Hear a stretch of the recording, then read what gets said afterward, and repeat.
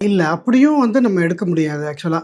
Because பார்த்தீங்கன்னாக்க, அது வந்து வாலடைலா இருக்கும். நம்ம வந்து ஈக்விட்டி மார்க்கெட் வந்து வாலடைலா இருக்கும். ஏற்ற இறக்கம் இருந்துகிட்டே இருக்கும். அவங்களுடைய கோல் என்னன்னு பார்க்கணும். கோல் பேஸ்ட் ஃபினான்ஷியல் பிளானிங் பண்ணும்போது, குறுகிய கால கோல்ஸ் இருக்கும். மீடியம் டெர்ம் கோல்ஸ் இருக்கும். லாங் டெர்ம் கோல்ஸ் இருக்கும். ஸோ வந்து இப்ப இந்த குறுகிய கால, நடுத்தர கோல்ஸ்க்குலாம் வந்து நம்ம வெறும் ஈக்விட்டி ஆர் அக்ரெசிவாவே நான் இருக்கேன் அப்படின்னு சொல்லிட்டு முதலீடு பண்ணோம்னாக்க, அப்ப அந்த நேரத்துல வந்து நமக்கு வந்து ஒரு ஒரு டவுன் பேமெண்ட்டோ, ஒரு எஜுகேஷனுக்கு வந்து பணம் தேவைப்படுதுங்கும்போது, நம்மளால வந்து அப்ப வந்து மார்க்கெட் வந்து கம்மியா இருந்ததுன்னா, நம்மளால வந்து பணத்த அப்ப எடுக்க முடியாது. அப்போ வந்து நம்ம எல்லாமே ஈக்விட்டில வச்சிருந்தோம்னா, அக்ரெசிவா இருக்கிறோம் பேர் வழி அப்படின்னாக்கா, நம்மளால வந்து அந்த நேரத்த வந்து நம்மளால சமாளிக்க முடியாது. அதனால வந்து நம்ம ஓரளவுக்கு வந்து நம்ம ஒரு ஏஜ் ஃபேக்டர் சொல்லுவாங்க. லைக் 100 மைனஸ் ஏஜ் சொல்லுவாங்க.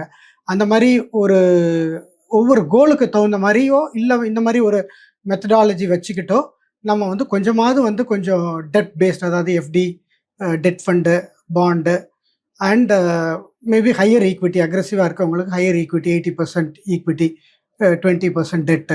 இந்த மாரி கோல்ஸுக்கு தகுந்த மாரியும், இந்த மாரியான ஒரு மெத்தடாலஜியும் நம்ம வந்து கலவையா வச்சிருந்தா தான் நம்ம வந்து வாலட்டாலிட்டிய வந்து நம்மளால தவிர்க்க முடியும்.